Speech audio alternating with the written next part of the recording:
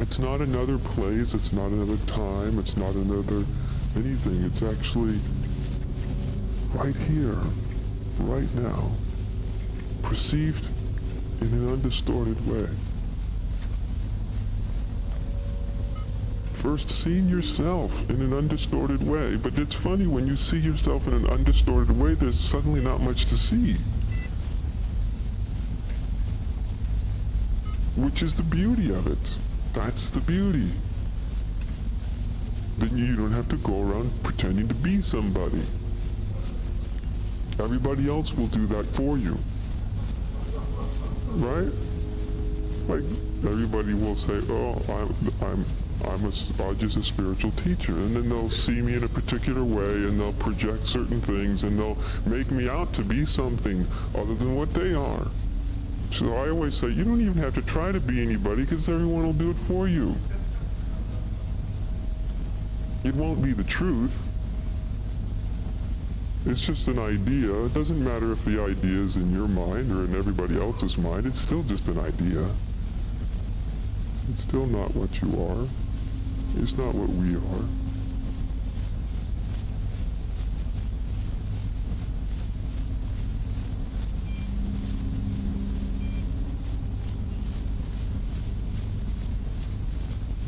So while you may, and often this introduction to the dimension of simple being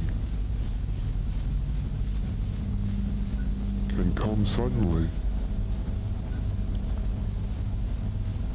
even if it does come suddenly, it's actually relatively rare that there's a total abidance in the dimension of being instantaneously for once and for all.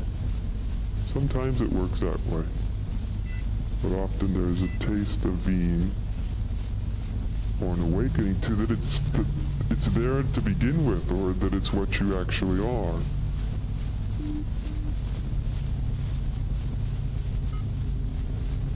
Followed by a temporary slip. Can we say slip? Yeah, slip. Back into thinking you're somebody. Only to remember the being again. Only to slip a little bit. Only to remember. And then gradually, every once in a while suddenly, but gradually and suddenly, it becomes more rooted in being. And so this is the transition. And the transition, although I've talked about it many, many, many times in many, many different ways, it's actually something very simple. It may not feel simple at times,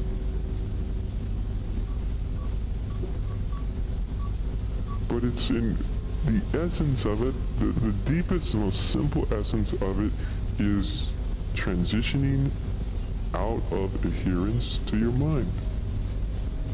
That's it.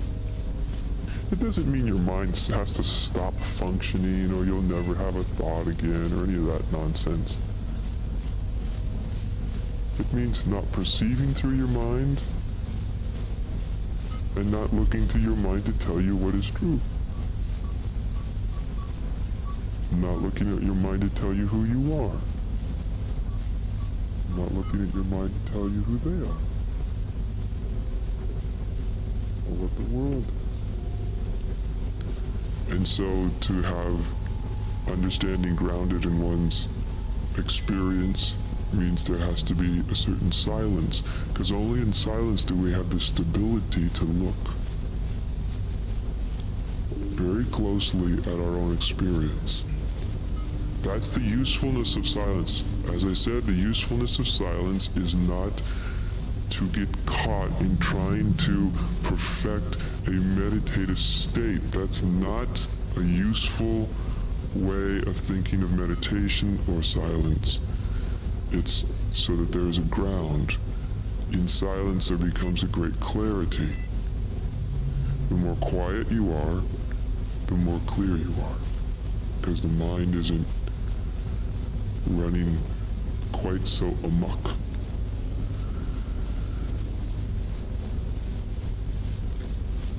And in that silence, the inquiry then has power, right? A question has power. In silence, a question has great power.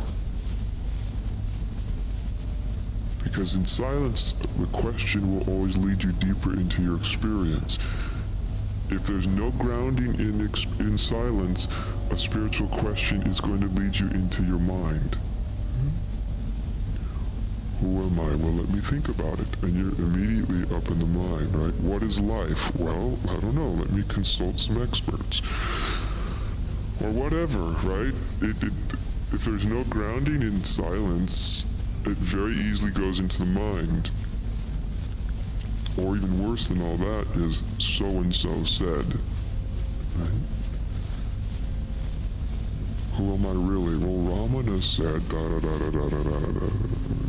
But you see, if you don't actually know if it's true or not, what does it matter what Ramana said? Because if you don't know if it's true or not,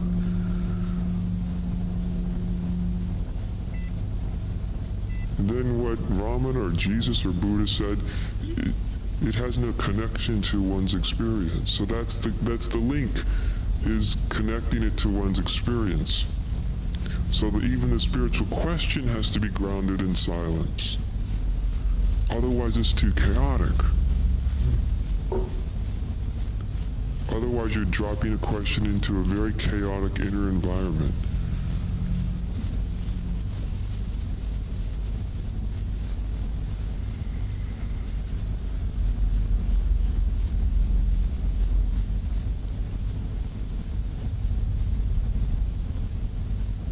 And when there is a certain capacity for stillness, which brings a clarity and an energy,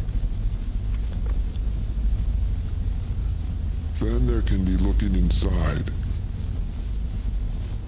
Is there a separate self? Is there actually this thing called me? Does it actually exist in experience?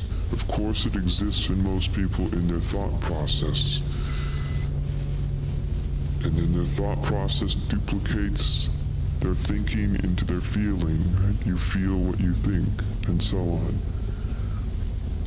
And yet when one actually looks, is that separate self, the separate self that seems to be so problematic, right? Even the separate self that's trying to become free, enlightened, God realized, what have you.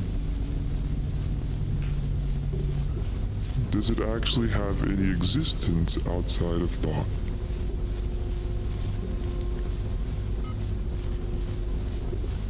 And once you start to see that it doesn't,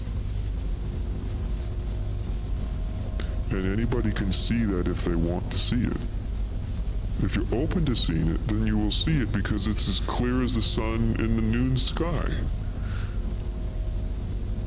It's not complicated and it's not theoretical. It's very simple and practical and obvious.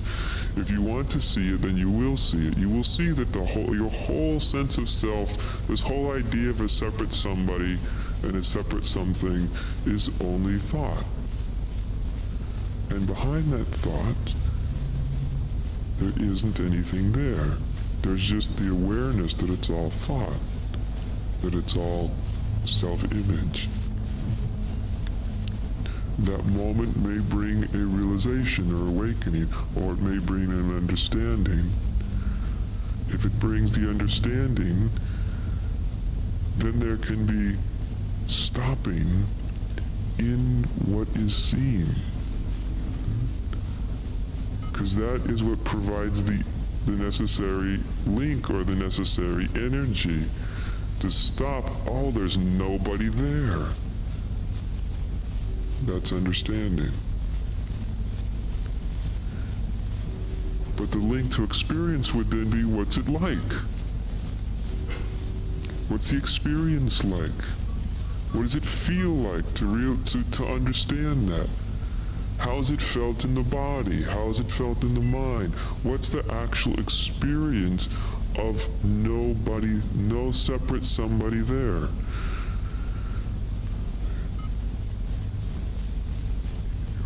And then we're starting to move more deeply into experience. Oh, well, the experience of there not actually being a separate somebody there is very open, very spacious, very aware. It is brimming with awareness, brimming with consciousness. To the mind, it doesn't make sense because the mind is conditioned to think somebody's got to be aware. There's always an entity that's conscious. That's the conditioning of the mind. But direct observation shows that that's a fallacy.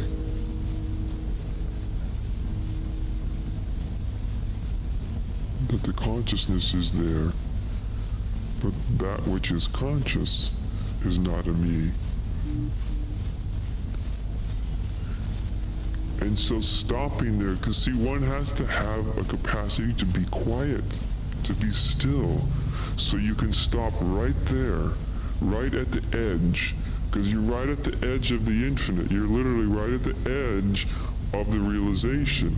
The understanding takes you to the edge of mind, to the boundary, the frontier of mind. And to sort of start pushing beyond the boundary of mind. I don't actually mean pushing as in striving, but to start to move beyond the boundary of mind, there has to be the willingness to experience what is understood, what is seen. What is it like to not find a separate somebody there? What's the experience of it? And that question is not meant to bring you into the mind again, but to actually reground you in being, in experience. So you're literally feeling, what does it feel like? What does it feel like to sit in a room like this, right here, right now? For those of you who have the understanding, with a certain understanding that what's looking out through your eyes, what's listening through your ears, what's sensing through your senses isn't a someone or a something. What's the experience of it? What's it like?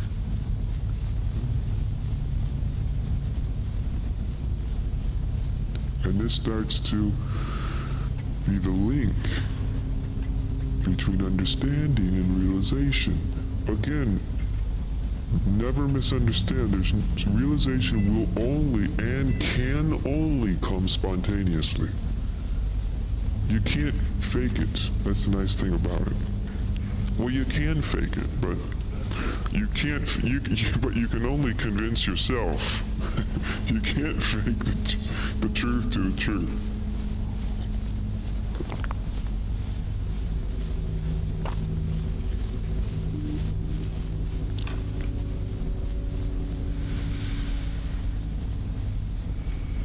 And this goes true for any and all spiritual inquiry.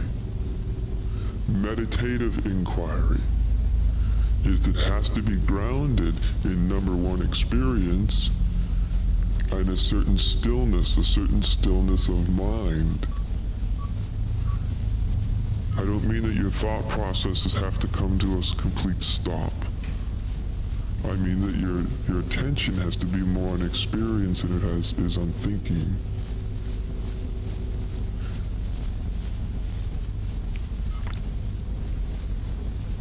Because even in this very simple inquiry, very simple question, which is the pivotal question, which is why I always return to it constantly,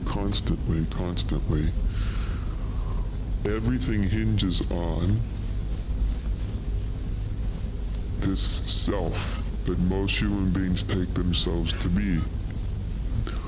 The formula is very simple. No self, no problem.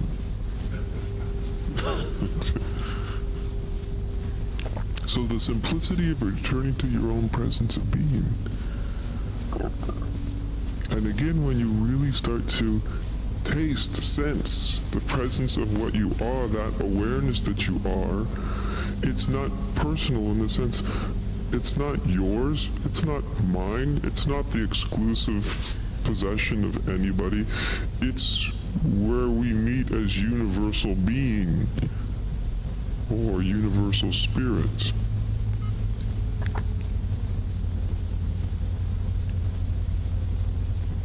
In the heart of our own being, that place is where we are all one, we are all the same.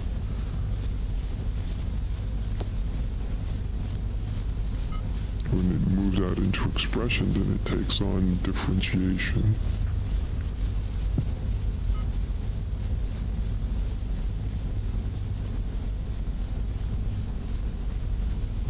So make sure you get a sense of this. It's the most important thing. Without the sense of this, it's all theoretical. It's all just, without a sense of your own being, all the spiritual teachings are just, blah, blah, blah, blah, blah. That's all it is. In your mind going, well, what do I think about that? Dreaming within dreams about dreams. And then in doing that, you miss the awareness of the dream.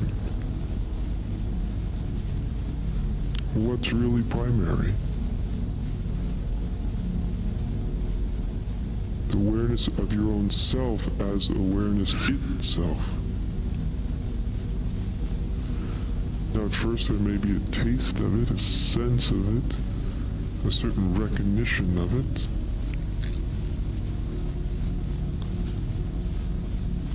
Or there may be a immersion in it when we're spontaneously immersed into what we are completely, even for a moment.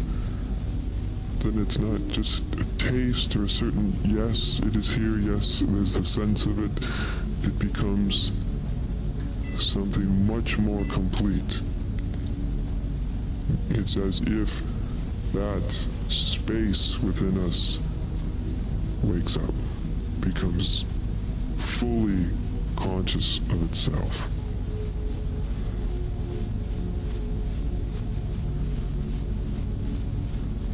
Now, of course, when the presence of being becomes fully conscious of itself, the whole process actually reverses itself, curiously enough. About the time that you've seen that you're the absolute presence of awareness, the absolute presence of nothing,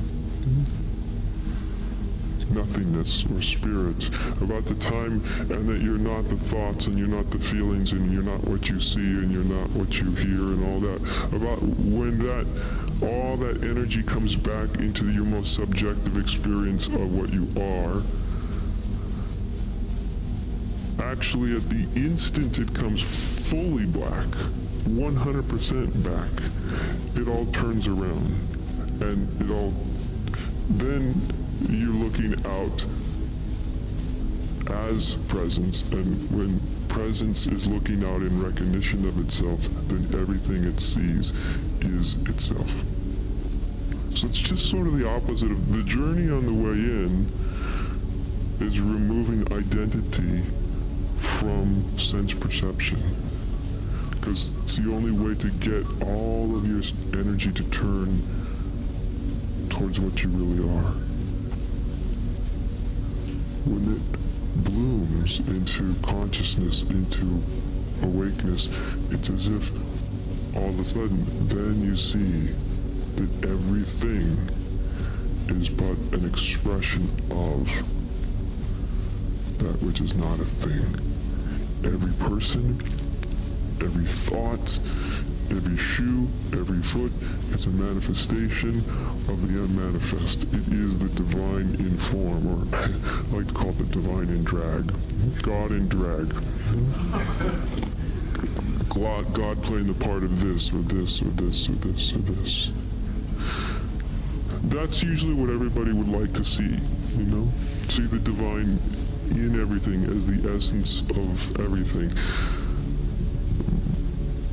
But the way to come into that is through reclaiming, in a certain sense, identity from where it doesn't belong. Reclaiming identity from sense perceptions and thinking and feeling and all of that. Not that there's anything wrong with thinking or feeling or sense perceptions, but to reclaim one's identity, to stop allowing those experiences to define who you are.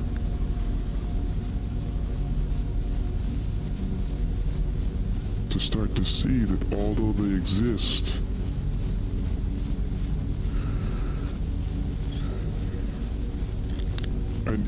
and when you see, although it exists, although a thought exists, although a feeling exists, although they exist, and if you're not in resistance to their very existence, then awareness continues back to itself. Everything happens within the presence of awareness, within the presence of consciousness itself.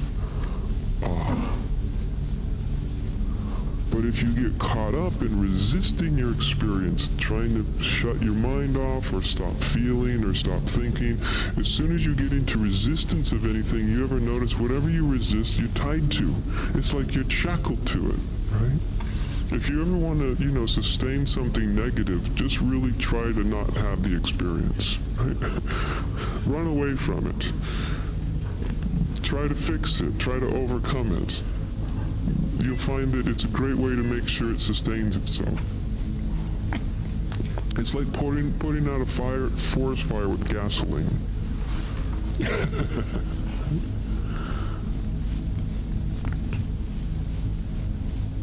That's the trap that it's easy to get into. In any realm of life, and spiritual seekers get into that trap as much and maybe more than most people, because they are so busy trying not to think the wrong thoughts and not to feel things that are unspiritual, Like you hate your neighbor. I can't. No, I can't. I had an unkind thought about, whoever. My husband, oh God, I'm such an undutiful being, And then you go about trying to get rid of it all, right? Which means you just keep thinking those same thoughts. Right? That's the trap. The Buddha had the wheel of samsara. It's cyclic, The best way to stay within samsara is to resist it. It's the best way. That's the catch-22 of it. But in the seeing that what you resist persists, what you try to get rid of actually continues, in the seeing of that, you stop resisting. It doesn't mean you like certain feelings or emotions or thoughts. It doesn't mean you want them to stay, but it just means you see that to resist them continues them. You see it, right? You see how things work, and so you stop resisting, you stop pushing.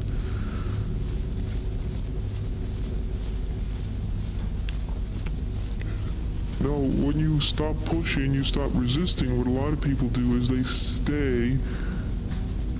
still stay in the field of thinking or in the field of emoting or the field of feeling. They just aren't resisting it. But their consciousness is staying there, their attention is staying there. Which isn't really freedom at all, it's just a reprieve.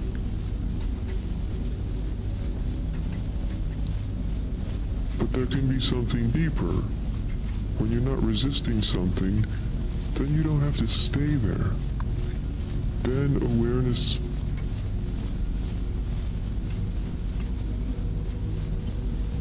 can return. When you're not resisting a feeling or a thought, it's happening within what I am. It's not happening to what I am, and it doesn't define what I am. And actually the arising of a specific thought or feeling happens spontaneously anyway, right?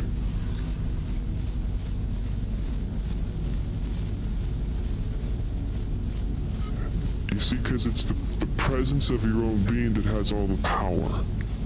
It has all the transformative power. That's where it's housed. It's in the presence of being, has all the transformational power. All the transformational energy is in the presence of being. Most of us want to feel better. We don't actually want to see that we're misperceiving things.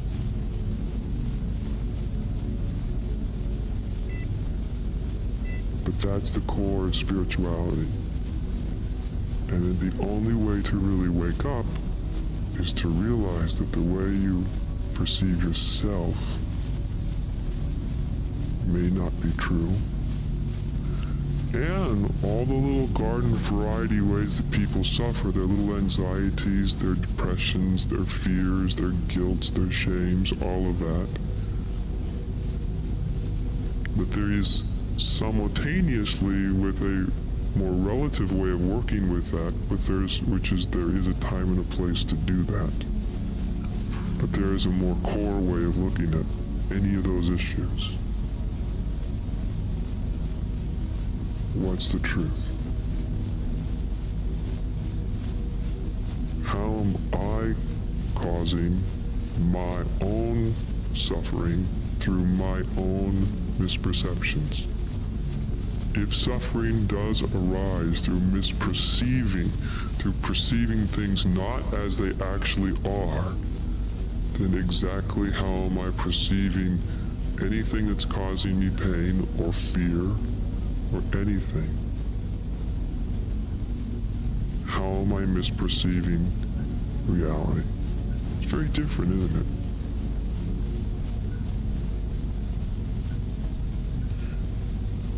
If you find out, if it corrects itself, the result will be you'll feel a whole lot better.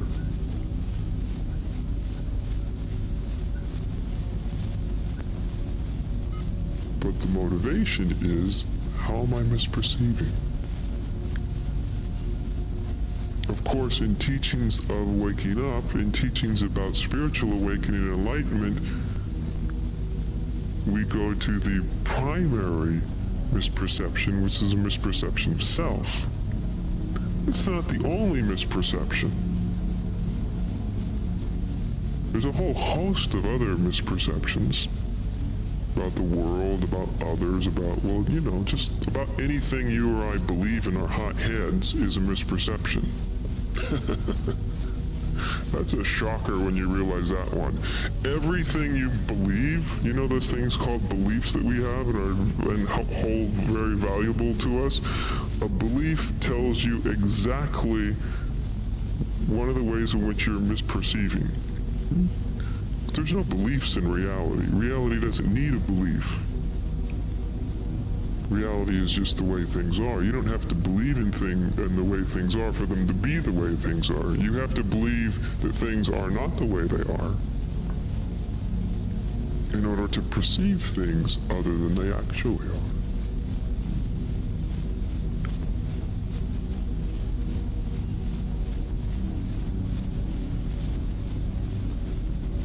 So we are taught also that if we just change what we believe, that's the salvation for us. There are some beliefs that are less destructive than others, certainly. Some beliefs are more in harmony with reality than others. But there's no such thing as one of them that are actually true. And when we really wake up, you can't miss that.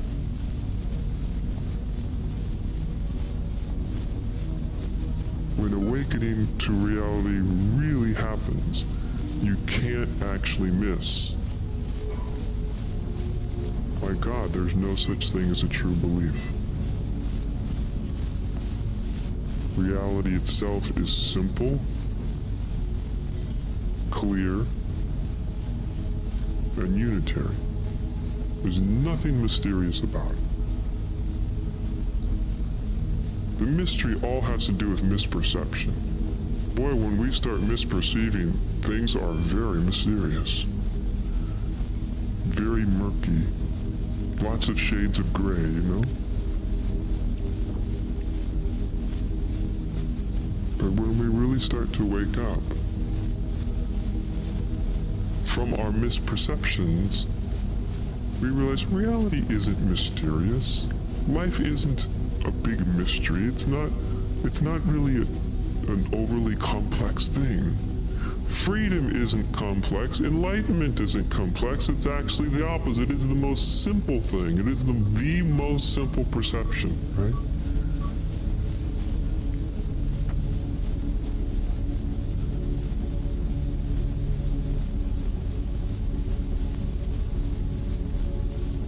So I want to help people not only to see spiritual inquiry, which I talk about, inquiry about what am I, but the viewpoint of inquiry is what's really important. It's really looking at what is true in anything. True about you, true about your perception of another, true about the world, true about God, true about any moment that causes suffering. Once you get the notion, or start to work with the notion, that suffering in any form is caused by a misperception. And a misperception is caused by a belief, an idea that's grabbed, that's believed, a conclusion. Once you get that very, very simple idea,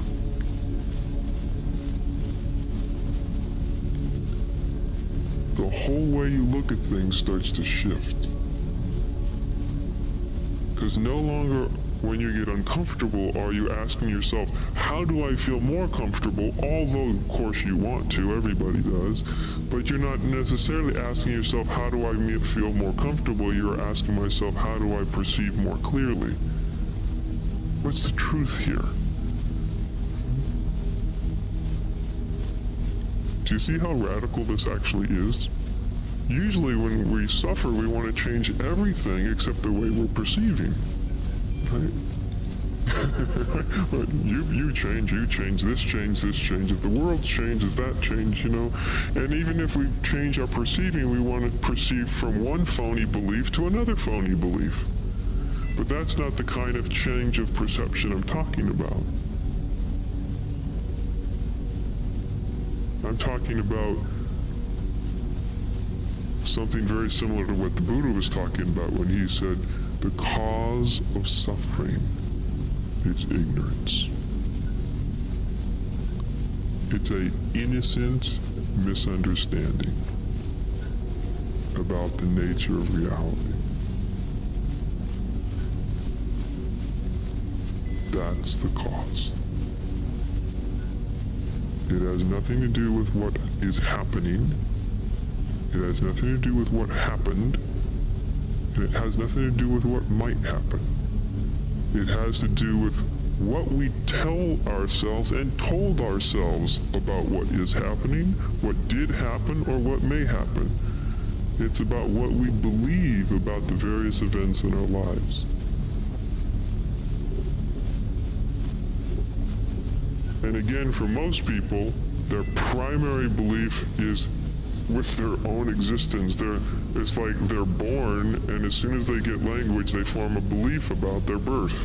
I am this little person, which becomes a big person.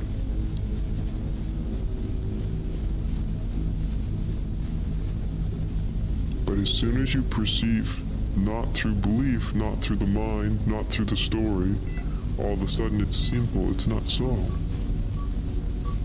You and I, we're not limited to a particular person.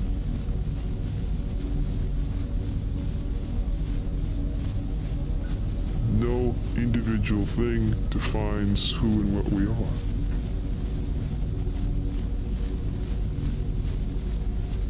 We're not actually perceiving from a particular body. What we are is much more like the consciousness of the totality. The consciousness of existence itself. We all have two natures about us.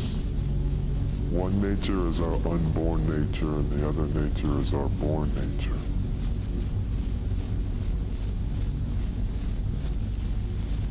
And I think our born nature is quite obvious. It's the gift, however you look at it, that you receive through your parents. It's your born nature of your body and your mind.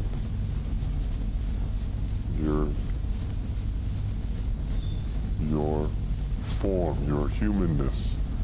That's our born nature.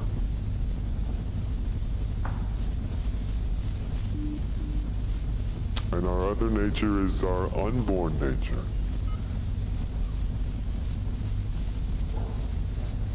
And almost always, when we receive our born nature, we forget our unborn nature. It just seems to be the way it goes. You receive your born nature, you receive your body, this mind, and there's a forgetting of your unborn nature.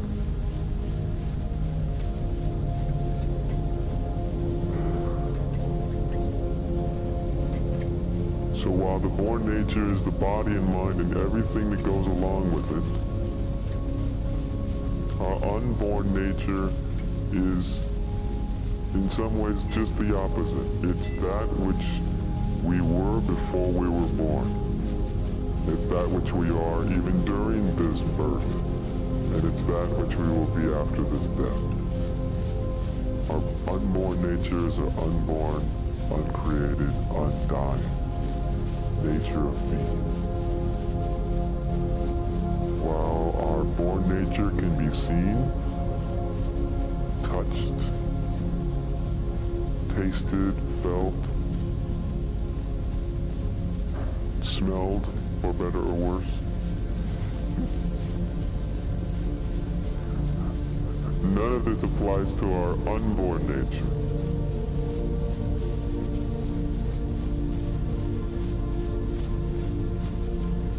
And really, our greatest gift is our unborn nature. That which is unborn, unseen, ungraspable.